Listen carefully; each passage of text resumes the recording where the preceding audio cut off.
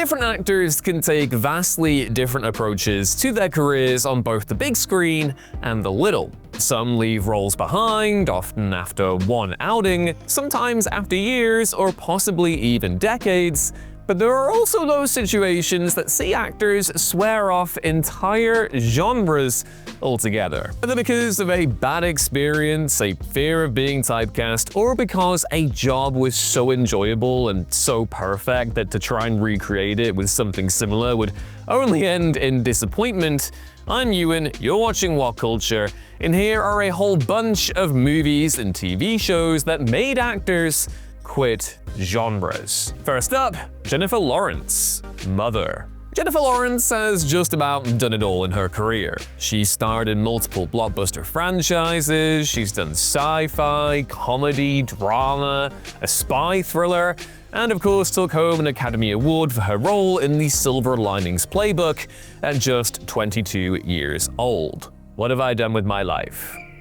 As well as all of this, she has dipped a toe into the world of horror too. This came with the likes of The House at the End of the Street and, most notably, Mother. Darren Aronofsky's film was one of the most divisive of the 2010s, but wouldn't you know, he somehow made something scarier in 2026.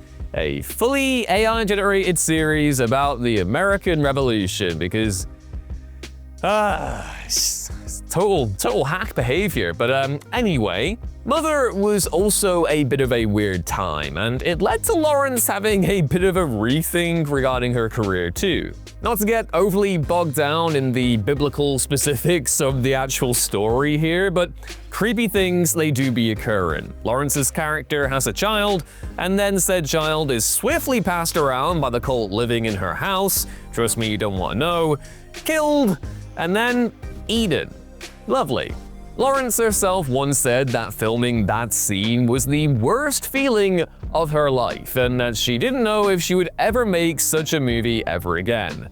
And away from the horror genre, she has stayed, mostly taking on drama assignments in the under a decade since Mother made its baffling debut. Next up, Uma Thurman, Kill Bill. Success can often be a double-edged sword in the movie industry. Every actor wants to give as good a performance as possible in every role, but with that comes the risk of being defined by or typecast as certain types of characters. This is what mainly concerned Uma Thurman following the success of her iconic performance as the bride in Kill Bill.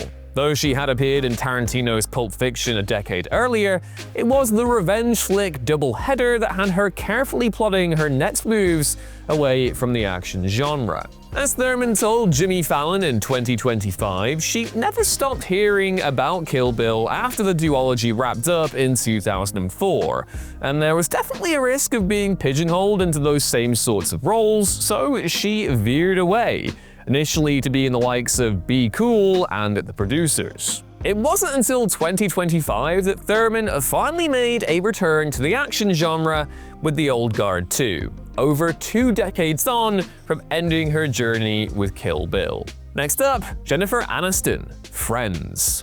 No matter how many great sitcoms have arrived over the last 2 decades, none have managed to really equal the popularity or cultural impact of Friends. The show was kind of unprecedented. It made megastars out of the core 6 actors, and it became iconic the world over. So, how do you follow such a successful show? Well, according to Jennifer Aniston, you don't. Of the 6 main cast members, it was Aniston who had the most successful career post-Friends, and all without returning to the world of sitcoms, which is something she can't ever see herself doing ever again. It seems as if the experience on Friends was so good, just immaculate vibes all around, that unless she could guarantee something similar from a different production, then it's all but never gonna happen. The former Rachel Green actor has largely stayed away from TV altogether in the years since Friends wrapped up, until leading the morning show opposite Reese Witherspoon in 2019. TV itself is another question, but don't expect to see Aniston in another comedy sitcom anytime soon. Next up, Tom Wilkinson, The Lone Ranger. The career of Tom Wilkinson was incredibly varied and wonderfully displayed his range as an actor, from his breakthrough as Gerald in The Full Monty to receiving 2 Oscar noms in both 2001 and 2007 respectively for In the Bedroom and Michael Clayton, and playing villains in the likes of Rush Hour and Batman Begins. Also, Michael Clayton just got mentioned. That really makes me happy. I love that movie. Like, look at Tom Wilkinson there, this whole bag full of baguettes. How does that not just fill you with joy? Though appearing as a supporting character in Michael Clayton, it was his larger role, again as an antagonist in The Lone Ranger, that put the actor off appearing in any more big-budget Hollywood blockbusters. Though the Yorkshire-born actor worked a lot in the old US of A, his boredom, for lack of a better word, with the political and cultural climate in the States prevented him from ever considering it a second home. After working in such an apparently uncomfortable environment away from England and his family life for such a long period of time, Wilkinson made the decision to avoid such projects in the future. Next up, Clint Eastwood, Unforgiven. With the Dollars trilogy of films, namely A Fistful of Dollars, For a Few Dollars More, and The Good, the Bad, and the Ugly, it's a widely held opinion that Clint Eastwood starred in a perfect trilogy. The Man with No Name is an icon of the Western genre, a space that Eastwood seemed content to indulge in the years following the conclusion of Sergio Leone's seminal movies. A quarter of a century later, though, after a career built on starring in and directing westerns, Eastwood made his last. 1992's Unforgiven was met with almost universal critical acclaim and took home 4 Academy Awards, including Best Picture and Best Director for Eastwood himself, and yeah, it fully deserved. It wouldn't have been particularly surprising had Eastwood stayed in that world again for the remainder of his career, but no. As he told Esquire in a 2008 interview, the picture summed up perfectly everything he felt about the genre, and so he shut the door on that chapter of his professional life. Though ultimately he kind of went back on his word for one last time with a neo-western, Cry Macho, in 2021, 30 years after swearing off the genre. It's understandable since he had been attached to that project since the late 1980s. Finally believing himself to be old enough for the role of Mike Milo, something that proved to be an insurmountable obstruction to get past in 1988, this was clearly one last box that needed checking before a big Clint could ride into the sunset and call time on his genre odyssey. What a legend. Next up, Florence Pugh, Midsummer. Florence Pugh is widely regarded as one of the most talented actors working in Hollywood today, and in such a short time has easily solidified her status as a star who can be relied upon to give an outstanding performance no matter the project. But this level of commitment did come at a cost for one film in particular. Playing Danny in Ari Aster's Midsummer forced Pugh to go to depths of grief she had never come close to knowing, and it left a lasting impact. Danny's story and her character is heartbreaking, as the very first scene shows the aftermath of her sister first killing their parents and then herself. Pugh, in the interest of an authentic performance, imagined the death of her own siblings, and as the film progressed, she pushed deeper into this spiral of grief to the point that she was attending the funeral of her entire family mentally. Obviously, she gave an outstanding performance that arguably deserved greater recognition, but Pugh also found herself depressed for months after the fact, struggling to get past the movie and her character. She admitted to herself that she shouldn't go headfirst into any similar situations like that again, and has not done another horror film since. Next up, David Boreanaz, SEAL Team. You would think that with being a successful actor would come a certain amount of freedom when it comes to choice of roles, shooting schedules, and maybe stories. Why not take a few months or a year off in between projects? That seems like a pretty good idea. Or maybe branch out and try something completely foreign. David Boreanaz, however, has largely worked in a similar arena over the past 3 decades.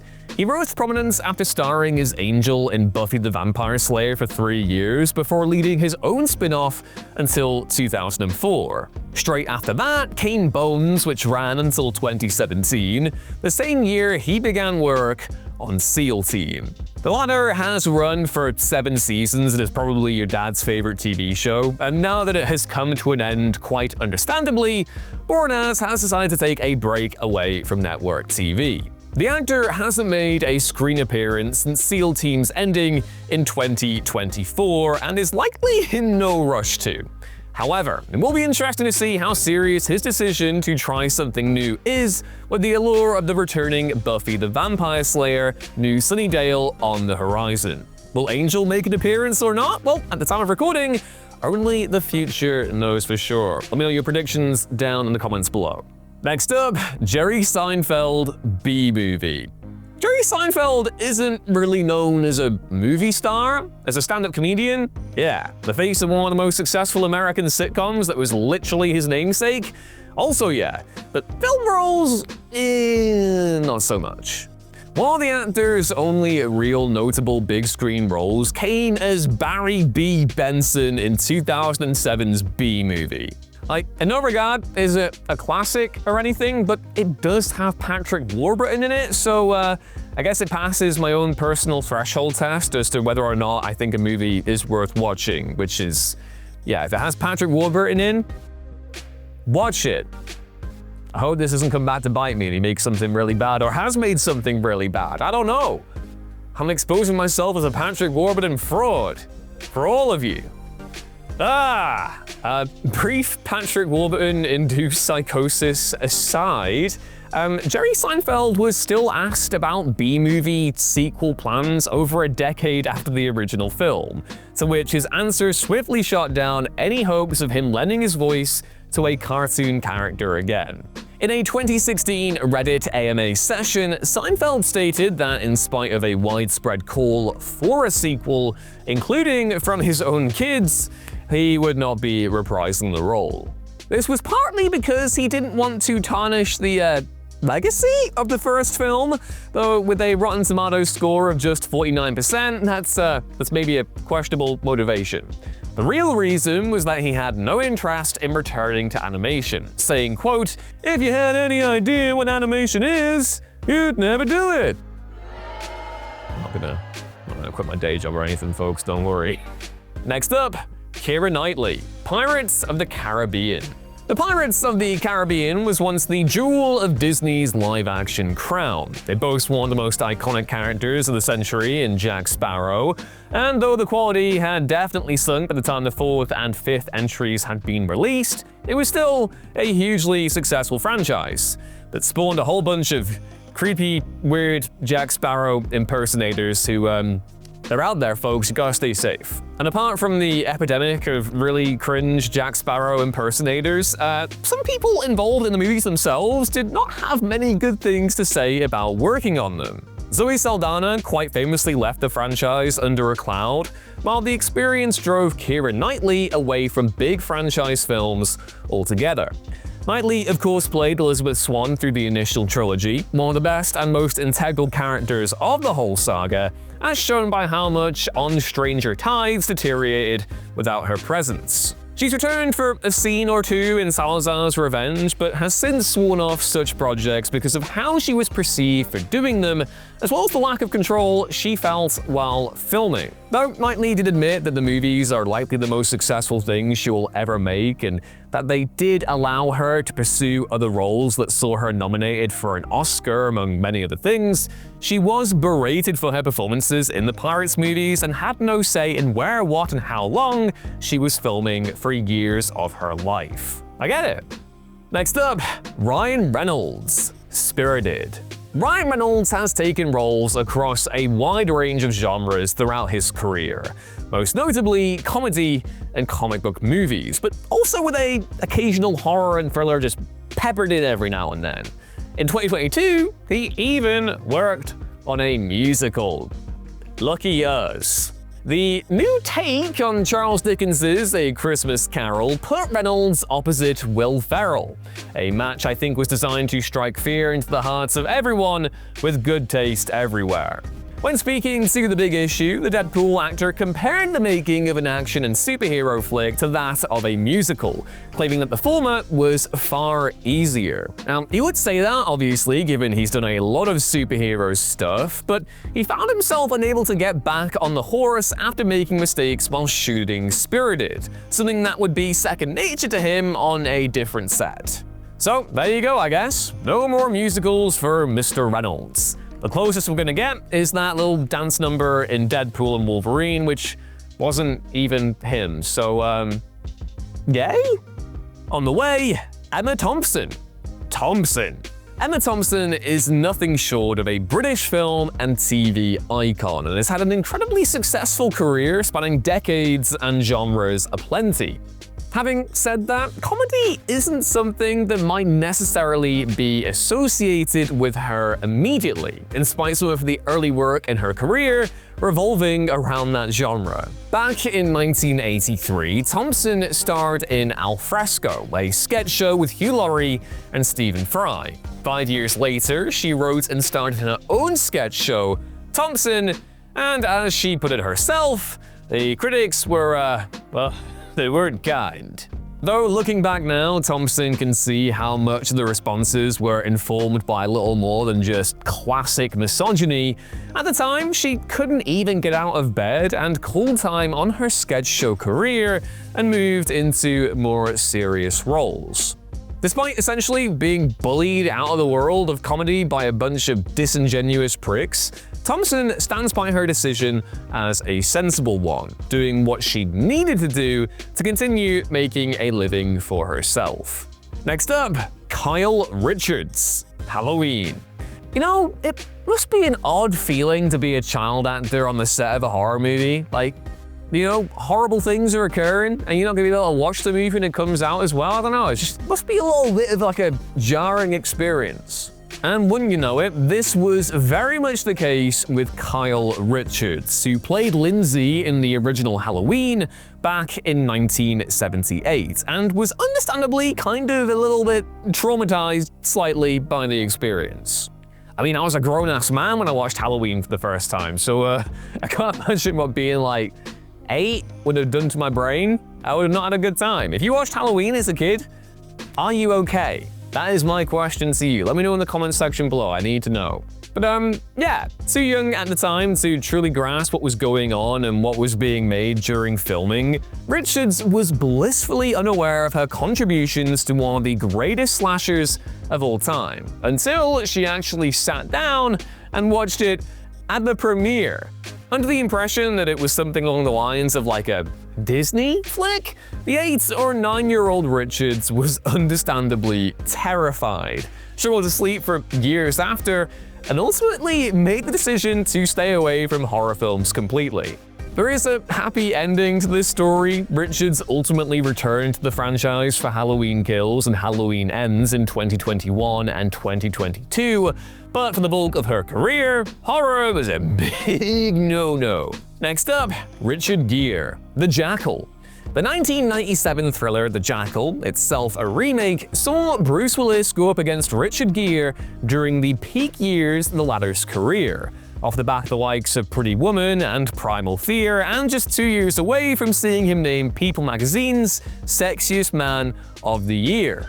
It's too many rhymes there, but gotta keep it rolling. Gere, that also rhymes with year, has largely stayed away from action since then, and doesn't seem keen to make a return to that kind of movie. In a 2010 interview while looking back at his illustrious career, what he'd achieved and what he'd not yet done, he said that he had no interest in any more violent action films. Though claiming that he was happy with his work on the picture as Declan Mulqueen opposite Willis's Jackal, it had crossed a line for him in terms of violence, even though it is arguably rather tame by the standards of today's era of action. Still, this has turned him off making anything else similar in the future, and away from the action genre, Gere has remained.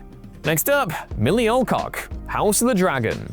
The first ever spin-off from Game of Thrones was always going to have a whole lot of eyes on it, with cast and crew alike thrown into the spotlight, including Supergirl actor Millie Alcock. The young actor portrayed Rhaenyra Targaryen for the first 5 episodes of the show, before a big-time jump saw the character subsequently played by Emma Darcy. Now, it's no exaggeration to say that Alcock absolutely nailed the role, and has been rewarded in the years since with starring opposite Julianne Moore on Sirens, and of course becoming Supergirl in James Gunn's new DC universe.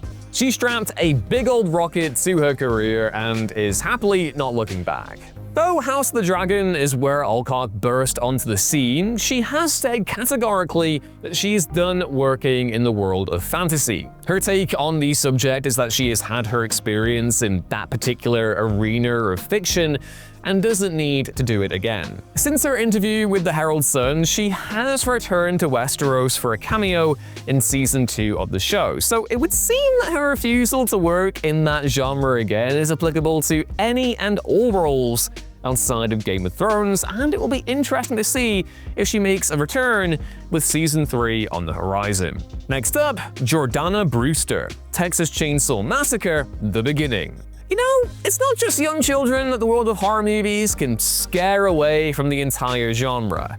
Kyle Richards was still in single digits when she swore off horror after making Halloween, while Jordana Brewster was 26 when she appeared in Texas Chainsaw Massacre: The Beginning. Of course, the original movie is one of the most influential films of all time and is a masterpiece through and through, and though the remake in 2003 wasn't received nearly as well, there was still a prequel greenlit in quick fashion, something that Brewster was desperate to be a part of. Best known, of course, for her role as Mia Toretto in the Fast and Furious franchise, Brewster played Chrissy in the 2006 Texas Chainsaw Massacre prequel, and before the film was even released, swore off ever making another horror movie in an interview, claiming to have already turned down 3 offers. As to why Brewster turned down those horror offers, well, according to the Fast and Furious star, the grueling experience of shooting The New Beginning was a major factor. Both Brewster and Diora Baird, who played Bailey in the movie, enjoyed the experience but were happy to see the back of it by the time that shooting ended up wrapping, which is, yeah, fair, especially given that that movie is, well, it's pretty poopy, it's pretty bad.